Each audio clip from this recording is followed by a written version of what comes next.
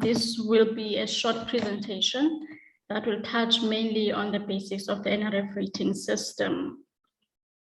And it's probably one of the shortest presentations we will ever come across. But I do hope and trust that it will be as informative as it is intended to be. So this will be the outline of my presentation this afternoon. I'm going to talk about the extra rating system, the benefits of it. Sue did touch on a few points on it, but I'm just going to tell you more about it. And then, so the NRF rating system, it is designed to encourage researchers to publish high quality outputs in high journals. And it is also a valuable tool for benchmarking the quality of our South African researchers against the best in the world. And I am proud to say that I know that here at Rhodes, we do have researchers that are actually ranking as best researchers in the world. The rating itself is based primarily on the quality and impact of your research outputs over the past 8 years. But I will speak more about this later in our presentation. Several institutions in South Africa, they use the rating to position themselves as research-intensive institutions. And they also provide incentives for staff members who are actually rated. And Sue mentioned that the NRF, they do have some incentives, and Rhodes University does top that up. Just to give you a brief on the incentives, if I may. So the NRF, what they do, the NRF rating is for 6 years. So the NRF, in your first year of being rated, they give you money to run your research. So it's for research-related costs, and there are conditions that come with that. Then for year 2 up to year 5, Rhodes University actually gives you money to also support your research, because the NRF only awards you a once-off for the duration of your rating. So Rhodes University sort of like tops you up until the end of your rating. So coming to the eligibility criteria, if you are a new applicant, you must be permanently employed by the institution. So in this case, I will talk about Rhodes University. So you must be a permanent researcher, or you must be employed on a fixed term contract, and that covers retired researchers, research associates, and fellows.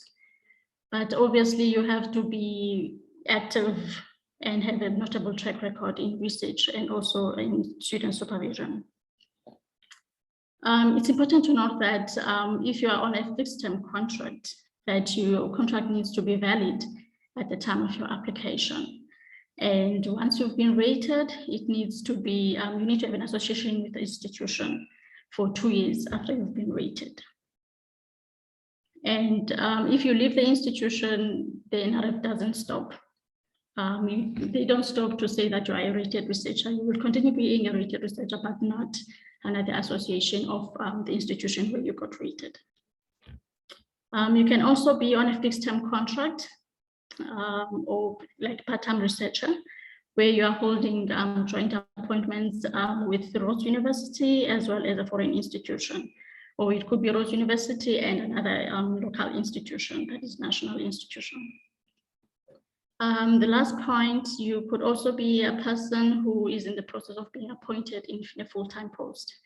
In this case, you need to communicate with the DVC research, Dr. Clayton, because he is the person who actually submits these applications to the NRF. So he will make a note when he submits your application that you are in the process of being appointed in a full-time post, so that the NRF doesn't, when they do their screening, doesn't reject your application. Coming to the rating categories. There's a document that the NRF has that actually explains in depth what these categories mean. But for the sake of time, I'm just going to just do the basics. So there's an there's an A-rated researcher, that is the top category at the NRF rating system. So the A-rated researcher is a leading international researcher. Then B, internationally acclaimed researcher. C, established researcher.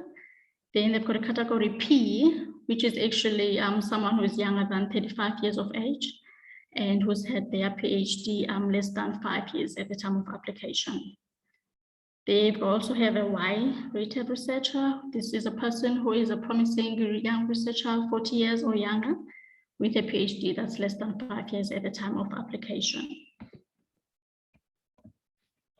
Coming to the NRF online system. So if you are intending to apply for the rating, because everything is done on the NRF system. So if you're not registered, you must register on the system.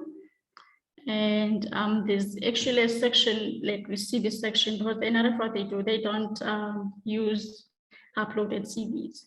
So they use their NRF online system that's designed actually on the system. So you need to complete that CV. And this is the part where I find researchers find daunting because it's a very long process. So the sooner you start with it, the better. Even if you have not decided if you're going to apply for rating, but at least if you can register now and also sort of like build up on your CV, complete your CV, so that by the time you do decide to apply for the rating, that you actually have all the stuff on the system already. So what's nice about the system is that it allows you to edit as you complete your information on the system. You save so that whenever you have time to go back to your application, you can actually do that without losing any information. And you can do this without submitting your application to the institution. I'm going to talk about the institutional or the internal process towards the end of my presentation. So these, at the moment, I can't show you what's actually on the NRF system because the rating call has not yet opened, but I'm just gonna show you what is expected on the application or on the NRF system. So here you see that there's a CV component, which comprises 50% of the full application. And the CV part, you can use it for any NRF grant you want to apply. It doesn't change, you just keep on updating it. So the 50% comprises of the CV, and you will see the sections there that you need to complete for the rating application that will actually be used when the application is being reviewed. There's the narratives. I'm going to talk more about some of these sections later in the presentation, which are actually most important for the reviewers. Then there's the application, which comprises about 20%. By the application, all of this, when the NRF gets your application, it will be one application which comprises CV, narrative, and the application itself. Okay, just go to my next slide. So still on the NRF online system, you will get there's a section which is called personal profile. And this is also a section that the NRF uses when they review the application. So here you will see, I'm not going to read all of this, but it's a brief paragraph of sketch giving you information that's not already provided also in the application, and it must not be in a bullet form. And it should include an overview of where you have come from, what you're interested in, and where you are in terms of your research. You mention any awards, prizes, membership of national, international scientific committees, anything that you think is actually going to tell the reviewers about you and about your research and what you've been up to. You can also cite names of the journals for which you have been invited to act as a reviewer. There's also a section for possible reviewers, and this is where you choose people in your specific field that the panel at the NRF can send your application for your review.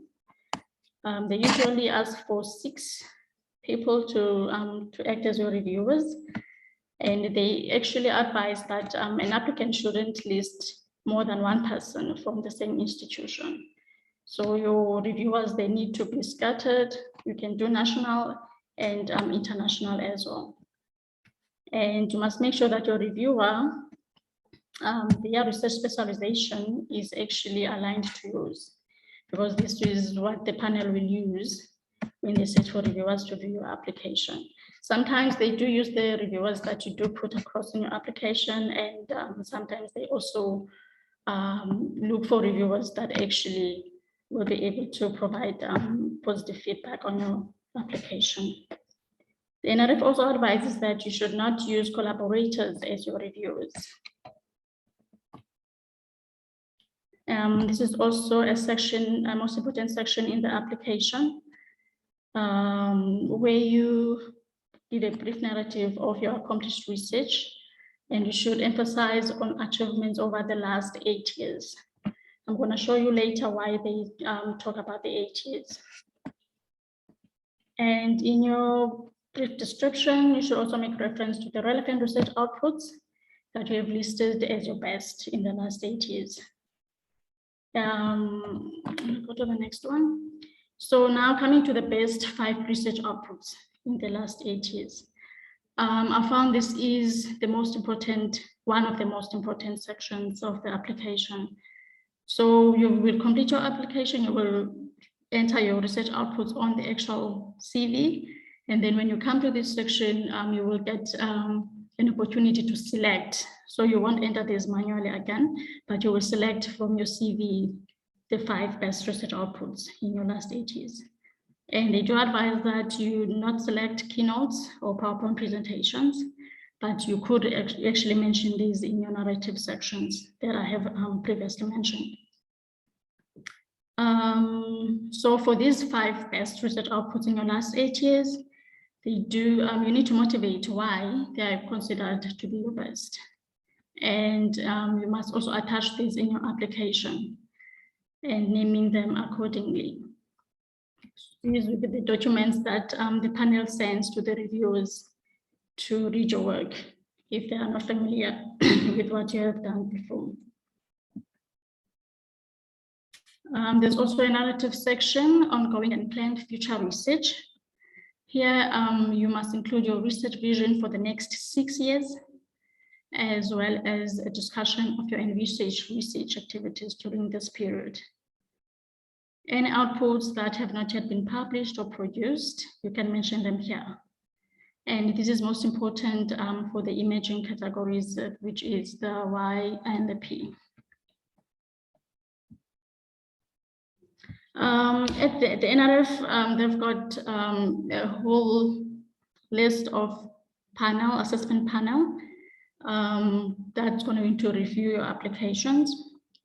So for the last round of applications, the 2020-21 applications, these are the assessment panels that they had for this round. And I have not included all of them in this because there's quite a long list. But there is a document that the NRF have, they call it the Kwrap, which is the document that lists all the assessment panels that the NRF have. And this actually, you can also use it to see whether you have the outputs of importance for the primary panel you must select, as well as it assists you with the selection of specialization when you actually list on your CV and your application.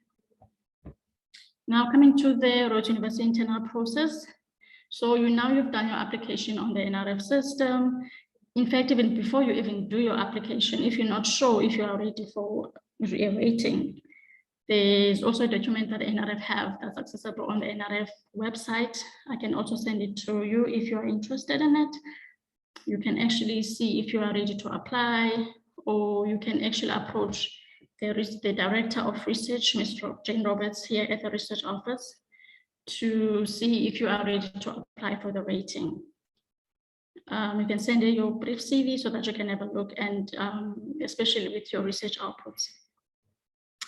Once you have submitted your application, Jane is also available to check your application and provide you with feedback if she needs to.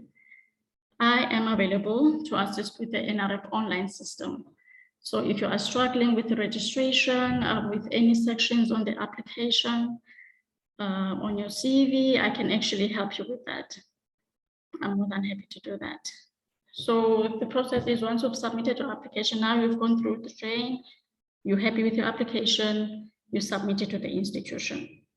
If, let's say, there's something that you need to change on the application, you actually have an opportunity to send us an email or give us a call to say, I actually need my application to be opened because I have made a mistake or I need to add something. But it should be before we, as the Rhodes University Research Office, submit your application to the NRF.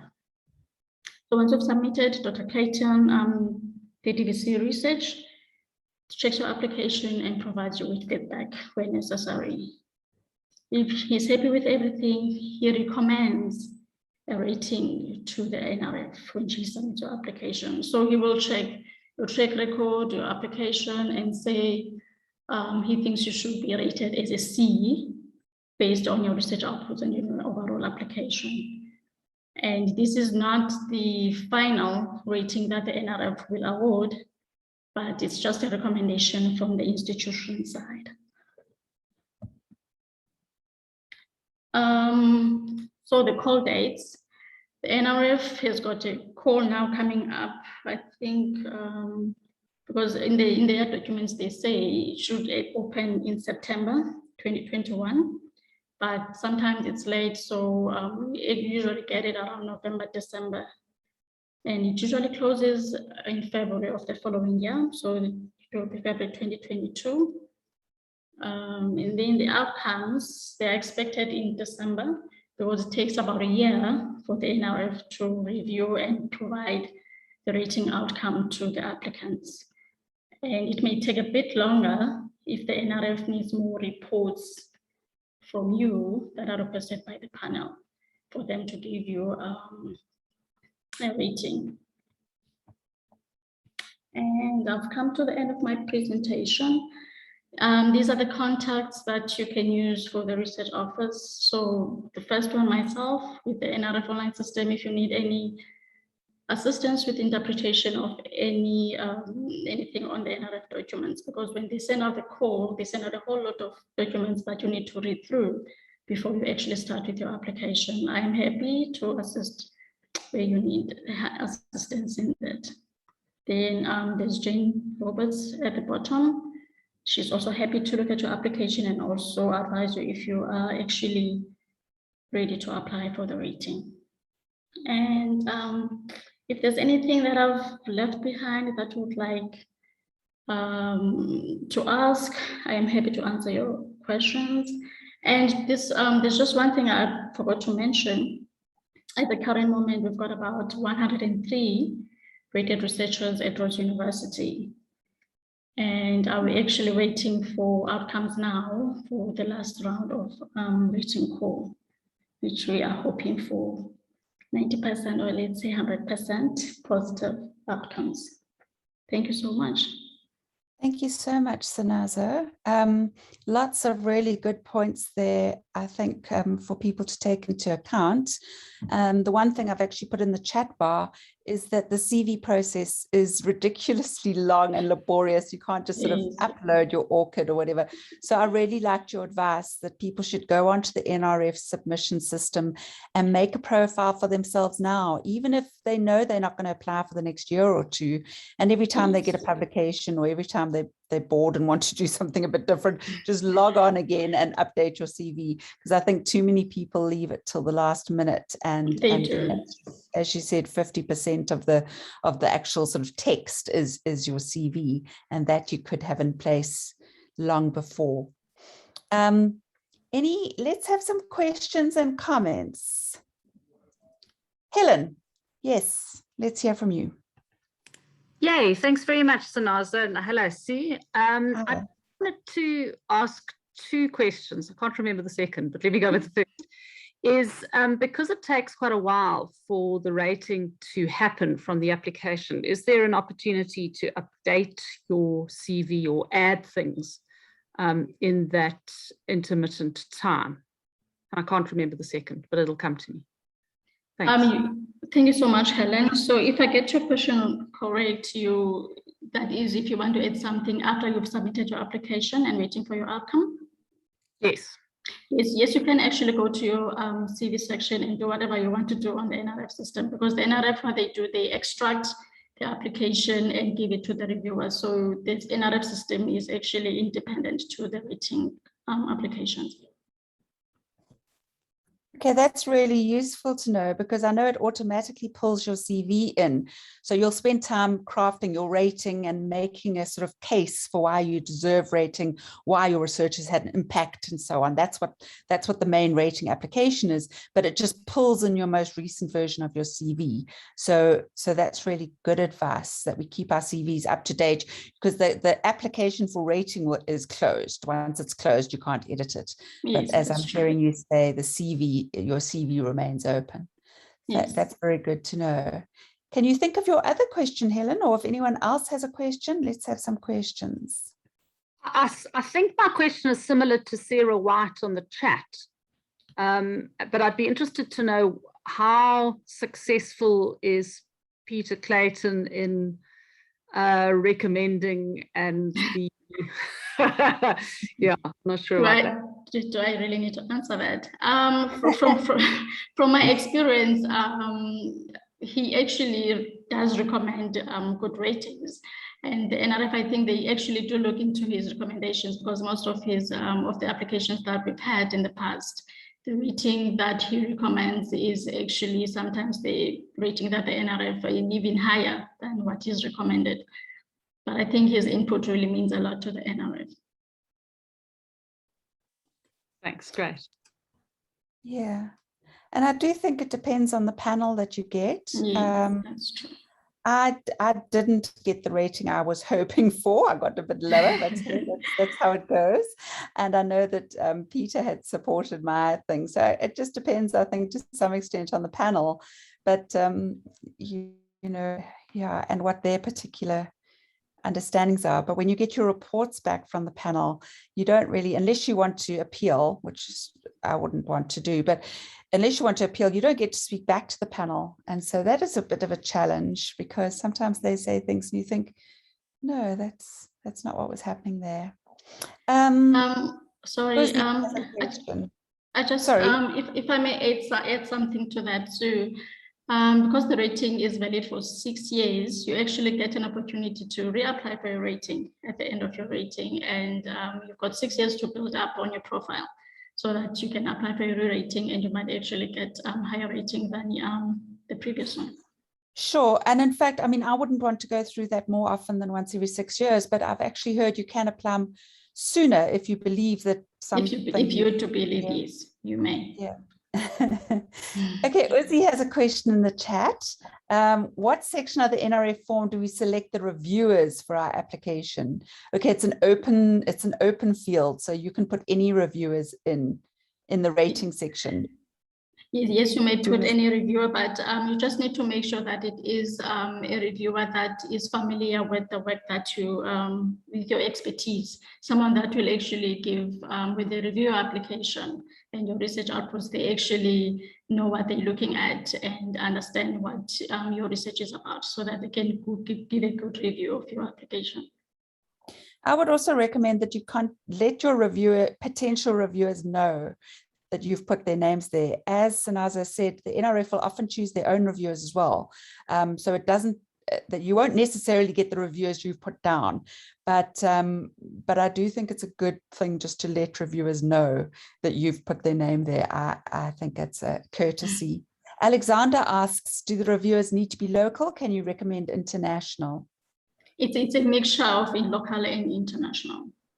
Right, so you want to get the mix of local and international. Yes, they also spoke, you also mentioned that they recommend that your reviewers are not, they say you can't have 2 reviewers from the same institution, but then they recommend that they are not people with whom you've had close collaboration. But it doesn't say that you can't have them. No, but obviously they're wanting to have someone who's, in theory at least, can be a bit objective.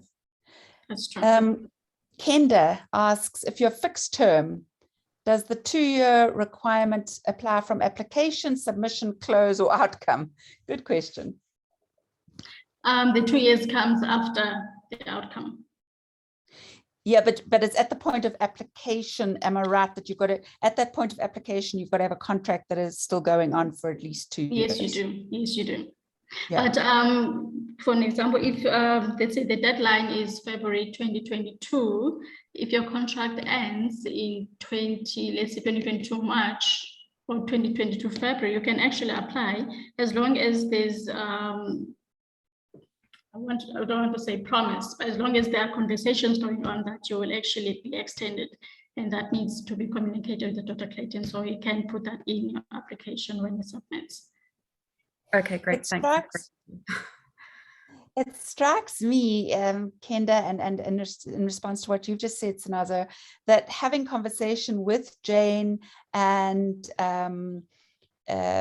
Peter is a good thing if you have any doubts. And I certainly know that Jane read my application in detail and gave me really good advice about sort of pull this forward more, put that more in the background, you know, say more about this. So if you have any doubts, it sounds like it's really worth making an appointment to go and see them. I highly recommend that. And Sinazo Williams asking, can you tell us a bit about the difference between the P and the Y? As far as I know, Rhodes only has 1 P rated. So which rating should an early career scholar go for? The Y-rated research, the category rate Y-rated. That's the one that is mostly used for early career researchers. Because the P, they actually put it's for emerging researcher, but it's in the category of a B-rated researcher, established researcher. So the one for young researchers, it's a Y rating. So you would only apply for P if you've done something truly outstanding and beyond what would be expected for it. Yes, yes. Okay.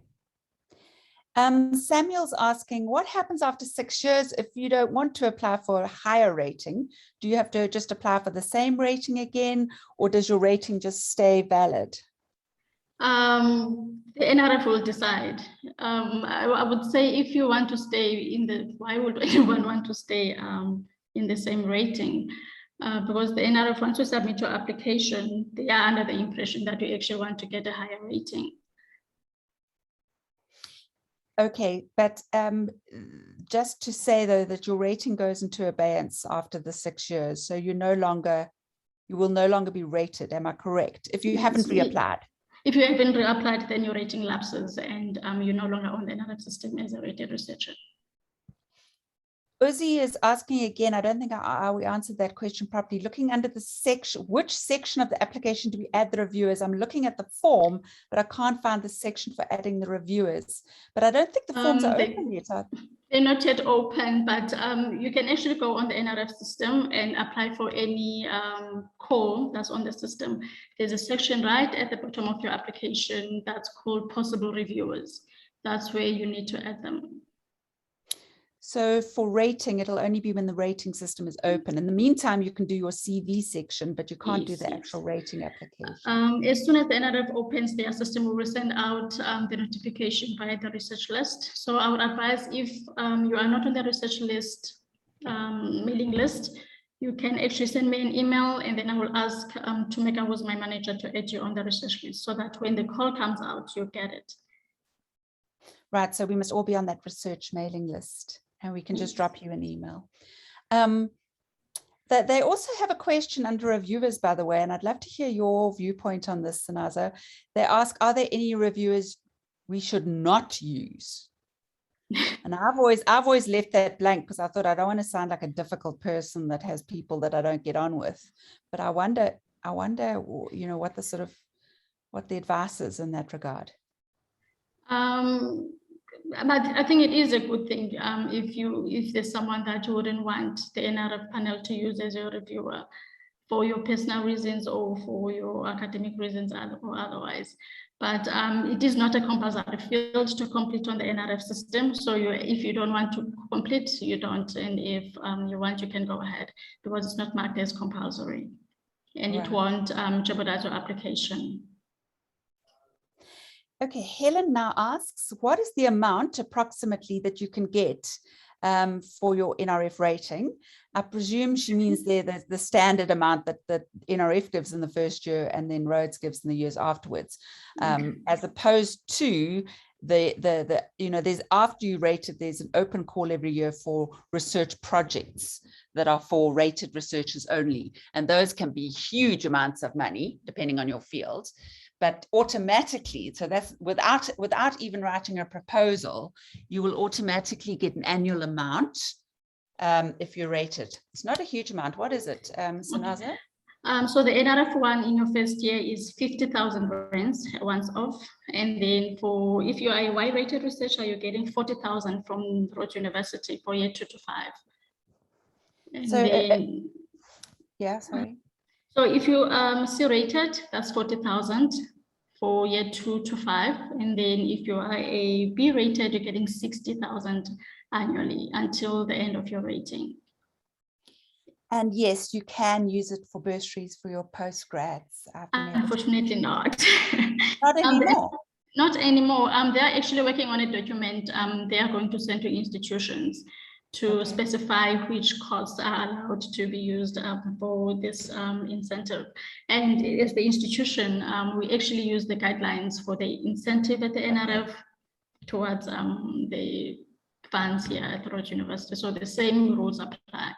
Now they're not allowing bursaries, they're not allowing laptops, publication fees.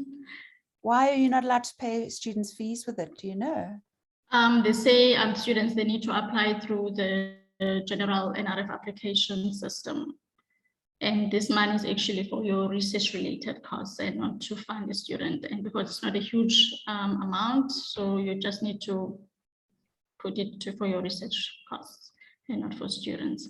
So I'm just trying to think, one of the things, if I'm not mistaken, that you can use it is you can pay students though as research associates or yes, research assistants you can, assistants, but not as a bursary. Okay, so you could in theory pay their fees, but they would need to be working for you and you're paying them for the work that they do. That's true. Okay, I don't really get the rationale of the NRF, but I know that they are doing all sorts of things, changing their entire student fee system. Sharon is asking, if you're doing a postdoc, okay, over 2 years, and let's say you've got a 2-year postdoc funding, can you apply for rating? You can if you've got, if the university is actually going to employ you for the duration of your rating.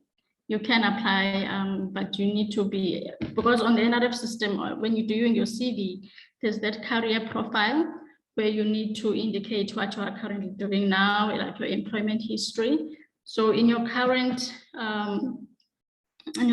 year, you need to specify that you are employed by the institution, because if you are a postdoc, they will not accept your application. So you can actually say that you will be, if you are a postdoc, you're gonna list your postdoc profile on the system. And then if there's conversations with your HOD or your dean, you can actually chat to Dr. Clayton to say that this person will be employed as from this date as employee of the institution, and then he will put that forward when you submit your application. But this needs to be a conversation that's already in place, and hopefully there's a document that also supports it, because the NRF will actually need to look into that. So it strikes me that it's a good idea in that situation that someone doesn't spend the hours and hours it takes to put together a rating application, because it really does take hours and hours and hours. It does. Don't spend that time before having a meeting with Jane or Peter and just, you know, saying, look, this is who I am, this is what I've done, this is my CV, I am a postdoc, is it worth me applying for rating? Is that right? You would, yeah. Yes, and you can also ask me to send you the documents that we have for the last call. The NRF doesn't change that much, so I can send you those documents as well, where you can actually go through them and see what the requirements are, and if you are ready to apply for the rating, you can even do that before approaching Jane. That would be great. I'll add that when I send out the recording of this session. Thanks, Sinazo. The next question is, let me jump a question because it's still on the issue of money. Loretta asks, how do you provide the accounting of how the money was spent? You actually submit a progress report on the NRF system. That is for the portion of the NRF in your first year. You submit your application, your progress report on the system, which has a financial section, and that needs to be validated by the person at Research Finance who handles your account. Right, so it all gets kind of signed off by the finance department. Finance people, yes. Right. Then Zamadondo asks, what I think the most difficult question of all, is there a minimum number of publications that you should have before even thinking of applying?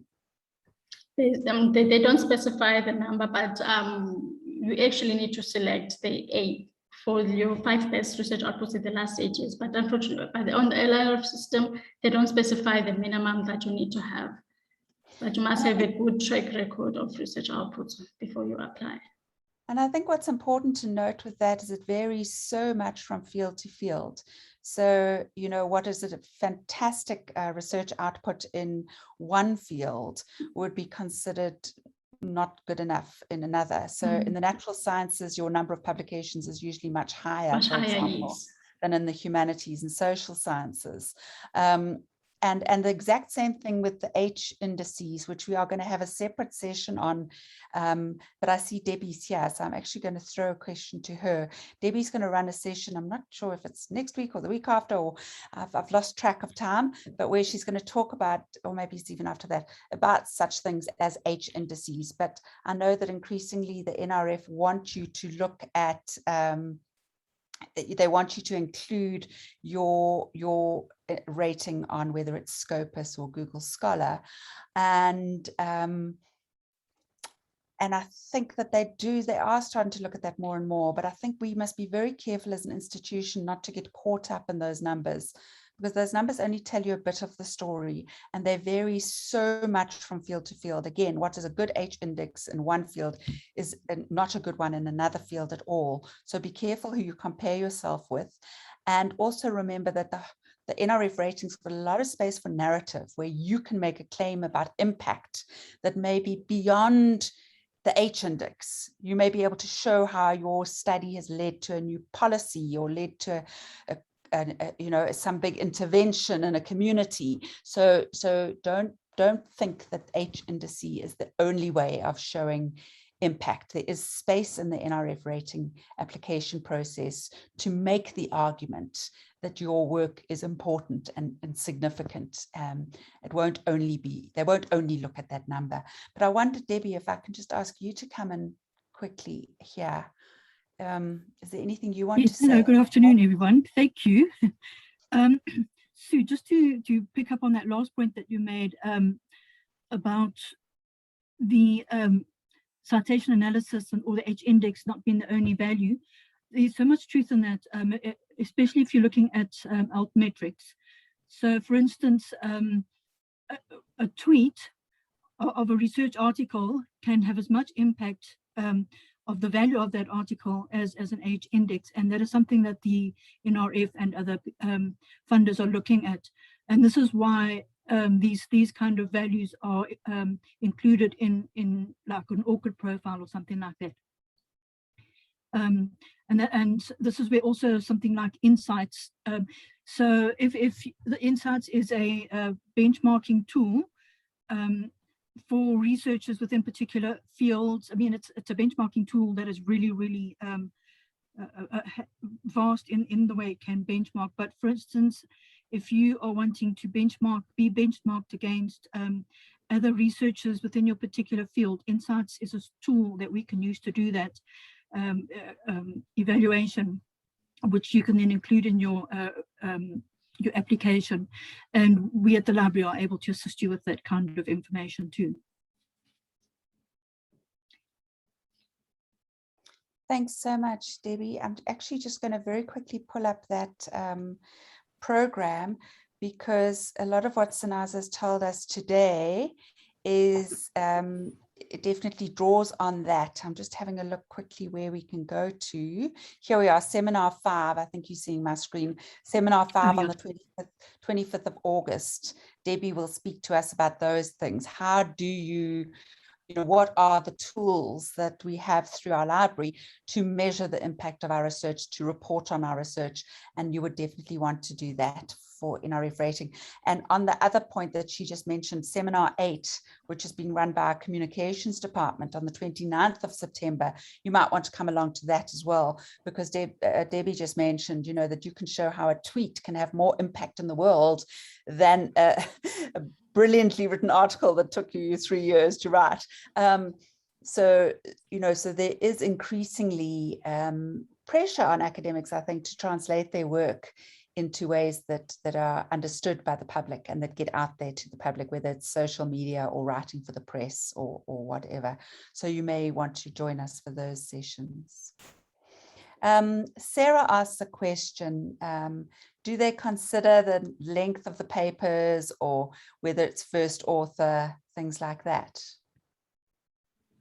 There is another section on the CV where if you were not the sole author of the paper or of the article, then you need to motivate or sort of like say what your contribution was on the actual paper or on the article.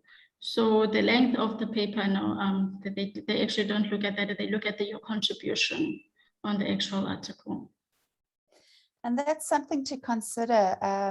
It's something, you know, I sort of suggested earlier that I have problems with some aspects of the NRF rating system.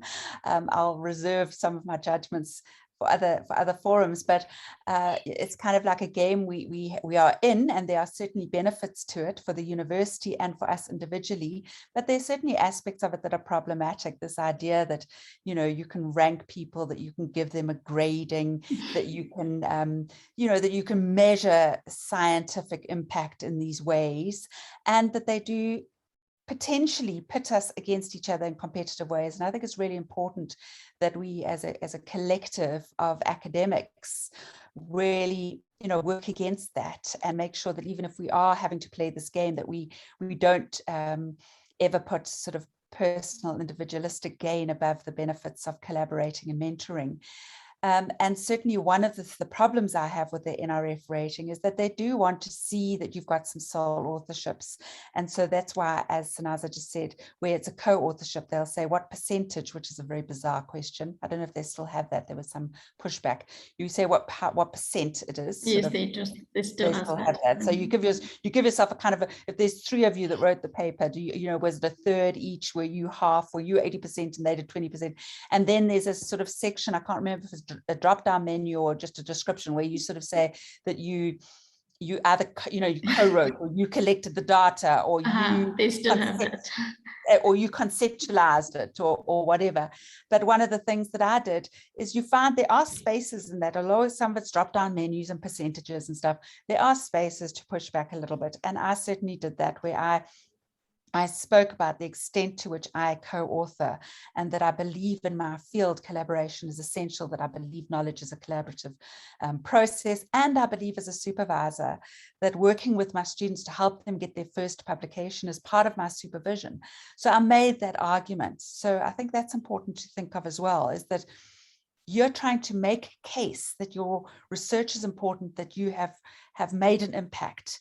And, you know, sometimes you might want to use those fields to kind of speak back. So I certainly spoke back about the sole authorship. I mean, I've got some sole authored articles, obviously, but you know, I did push back about the sort of idea that sole author is the desirable thing. Of course, in the natural sciences, it isn't, and they don't necessarily. I would say it's mostly humanities and social sciences where we say, oh, sole author, that's really important. In the natural sciences, you know, you quite regularly have articles where there's like 20 of you on the article. And that seems to be, because of the collaborative nature of laboratory work and field work, I guess, it seems to be more accepted that you have multiple authors. I think we need to, those of us in humanities and social sciences, if you believe that that there are benefits to writing with students, for example, or with colleagues, then we need to make it clear that we are not doing this because we deficit in some way. We're doing this because we are committed to the benefits that that brings. So just to find the spaces in those forms to make the case that you want to make. Are there any other questions in the last few minutes we have? Anything else you'd like to ask, Sinazo? If there's no one who's asking a question, I've got something to add. As an imaging researcher and you get Y-rated, there's a funding program that the NRF have. They call it Research Development Grant for Y-rated researchers that you could apply for as well. And that will cover a wide aspect of costs, not just so you will get to buy equipment, but it's not a huge amount of money, but you can actually apply for that. And that will be assist you in your research related costs as well. And it's designed mainly for Y-rated researchers at the NRF. Great, thank you. Okay, I think that's it. Thank you everybody for spending this time with us.